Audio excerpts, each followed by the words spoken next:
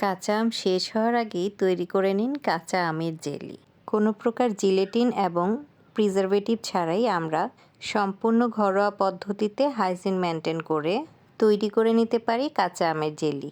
তার জন্য নিয়ে নিচ্ছি 3টি কাঁচা আম। ভালো করে ধুয়ে আমি এটাকে পিল করে নিয়েছি। এবারে একটি গ্রেটারের সাহায্যে এটা খুব ভালোভাবে গ্রেট করে নেব। তারপর এই কুচানো আমগুলো আমরা ব্লেন্ডার জারে নিয়ে নেব। এবারে তার সাথে দিয়ে দিচ্ছি 1 কাপ পরিমাণ পানি। এই পর্যায়ে আমরা এটাকে খুব ভালোভাবে ব্লেন্ড করে নেব। এবারে আমরা খুব মিহি একটি চালনির সাহায্যে এই আমের পাল্পটি চেলে নেব। এখানে আমাদের আম থেকে বের হয়ে আসা স্বচ্ছ পানিটা লাগবে, তাই আমরা এটাকে চেলে খুব আলতোভাবে পাল্প থেকে পানিটা সরিয়ে নেব। আমি এখানে একটি কাপের মধ্যে আম থেকে বের হয়ে আসা পানিটাকে কিছু সময় ধরে রেখে দিয়েছিলাম, যার ফলে এখানে আমের স্বচ্ছ পানিটা উপরে উঠে আসবে। এ পর্যায়ে আমি ঠিক যতটুকু স্বচ্ছ পানি পেয়েছি তার ডাবল পরিমাণে চিনি এর সাথে অ্যাড করে দিচ্ছি। এবারে চিনিটাকে ভালোভাবে নেড়ে একটি বলক উঠিয়ে নেব।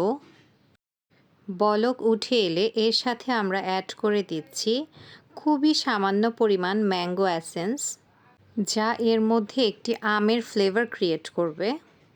দিয়ে দিচ্ছি খুবই সামান্য পরিমাণ গ্রিন ফুড কালার, তবে এটা অপশনাল, আপনারা চাইলে এটা স্কিপও করতে পারেন। যেহেতু কাঁচা আমের জেলি, তাই আমি এটার মধ্যে একটি ম্যাঙ্গো ভাইব ক্রিয়েট করার জন্য খুবই সামান্য পরিমাণে হালকা গ্রিন ফুড কালার অ্যাড করে দিলাম। অ্যাড করে দিচ্ছি 2 টিবিএসপি ভিনেগার। এখানে ভিনেগারের পরিবর্তে আপনারা লেবুর রসও ইউজ করতে পারবেন। এখানে লেবুর রস অথবা ভিনেগার প্রিজারভেটিভের কাজ করবে। এবারে ভালো করে কিছু সময় ধরে আমরা এটাকে জাল করে নেব। জাল করতে করতে একটা পর্যায়ে যখন হাতে নিয়ে চেক করার সময় এরকম একতারের সুতা ক্রিয়েট হবে, ঠিক সে পর্যায়ে আমরা এটাকে নামিয়ে নেব। আমি এখানে একটি কাচের পাত্র নিয়ে নিয়েছি। আপনারা অবশ্যই এখানে একটি কাচের জার ইউজ করবেন। আমরা এটাকে গরম থাকা অবস্থাতেই কাচের জারে ঢেলে নেব। এভাবে কাচের পাত্রে নিয়ে সেট হয়ে যাওয়ার পর আমরা বাহিরে নর্মাল টেম্পারেচারে এয়ারটাইট জারে 1 মাসের মতো স্টোর করে খেতে পারবো। আর যদি ফ্রিজের নর্মাল চেম্বারে আমরা রেখে দিতে পারি এয়ারটাইট করে, তবে এটাকে আমরা 2 থেকে 3 মাস স্টোর করে রেখে খেতে পারবো। কাচের জারে নেয়ার পর এটার উপরে যে সাদা বুদবুদের মতো ভাইব ক্রিয়েট হয়েছে, চামচের সাহায্যে আমি সেই সাদা অংশগুলোকে সরিয়ে দেব। এবারে আমরা এটাকে সম্পূর্ণ ঠান্ডা হওয়ার জন্য রেস্টে রেখে দেব। কোনো প্রকার নাড়ানাড়ি করা যাবে না। আমি এখানে রাতে বানিয়ে নিয়েছি এবং হোল নাইট এটাকে এভাবেই রেখে দিয়েছি।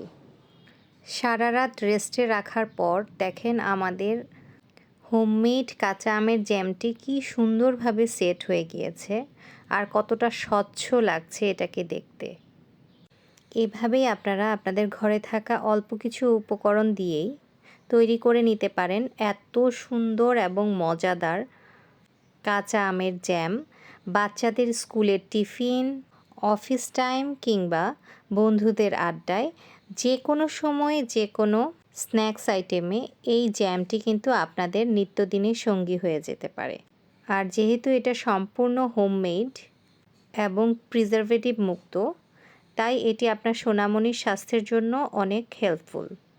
তাই বাজারের কেনা দীর্ঘদিন পুরনো জ্যাম আপনার সোনামণিকে না খেতে দিয়ে কাঁচা আমের সিজন থাকতে থাকতেই বানিয়ে ফেলুন এরকম মজাদার গ্লসি কাঁচা আমের জ্যাম। নিরাপদ খাবার গ্রহণ করুন, সবাই নিরাপদে থাকুন। আমি এখানে সামান্য পরিমাণ জ্যাম কেটে আপনাদেরকে ব্রেডে লাগিয়ে দেখাচ্ছি আমার জ্যামটি দেখতে ঠিক কেমন হয়েছে। আমার ভিডিওগুলো যদি হেল্পফুল হয়ে থাকে অবশ্যই ফলো দিয়ে আমার চ্যানেলের পাশেই থাকবেন। ধৈর্য নিয়ে আমার সম্পূর্ণ ভিডিওটি শেষ করার জন্য আপনাদেরকে অসংখ্য ধন্যবাদ। আবার দেখা হবে নতুন কোনো ভিডিওতে, নতুন কোনো আয়োজনে। টিল দেন সবাই ভালো থাকবেন, সুস্থ থাকবেন। ফলো দিয়ে এঞ্জেলস ওয়ার্ল্ডের পাশেই থাকবেন। ধন্যবাদ।